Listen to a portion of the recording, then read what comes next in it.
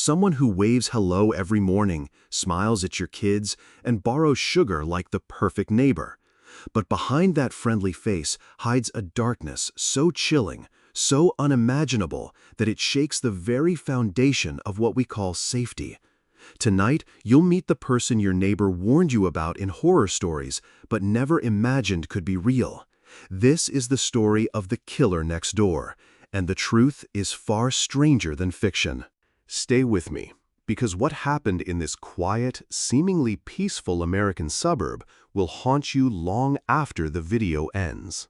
On a calm, sunny morning in a suburban town somewhere in the United States, life looked perfect. Lawns were trimmed, kids were on their way to school, and neighbors waved as usual. But in house number 12, darkness was brewing. The residents had no idea that the man living next door, someone they saw mowing his lawn every Sunday, someone who smiled and joked, was hiding a secret so sinister it would soon make national headlines. Authorities often warn that danger is closer than you think. But sometimes it's not in dark alleys.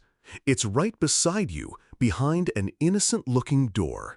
Meet our protagonist, Sarah, a 32-year-old teacher and mother of two, living a life many would envy. She had always trusted her neighborhood, believing in friendly gestures and neighborly kindness. That trust would be shattered in ways she could never anticipate. Across the street lived Robert Kane. On the surface, a quiet man, a friendly neighbor. But as the story unfolds, you'll see that some smiles hide secrets darker than night itself. And the events that followed would leave the entire community questioning every friendly wave they had ever received. Sarah first noticed something unusual one evening. A door left open just a crack, strange shadows in the hallway, whispers when no one was home. Small things, almost easy to dismiss. But Sarah, something in her gut screamed, "This isn't normal." Over the next few weeks, little things piled up. Missing packages, strange sounds at night, neighbors acting strangely evasive when asked about Robert. And then the first real clue. A letter, unsigned, slipped under Sarah's door. It simply read, "You don't know me, but I see you." Chills ran down her spine. Most people would brush it off, but Sarah had a mother's instinct, a sixth sense, and she decided to follow it. What Sarah discovered next would turn her world upside down.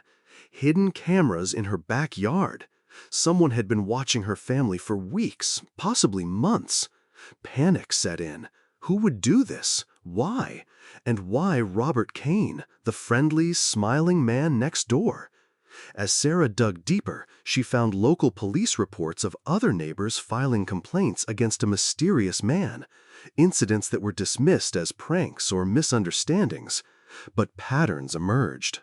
Locations, times, unusual behavior, and chillingly, a history of minor offenses that hinted at something far more dangerous. The evidence was mounting. And as she connected the dots, Sarah realized the unimaginable.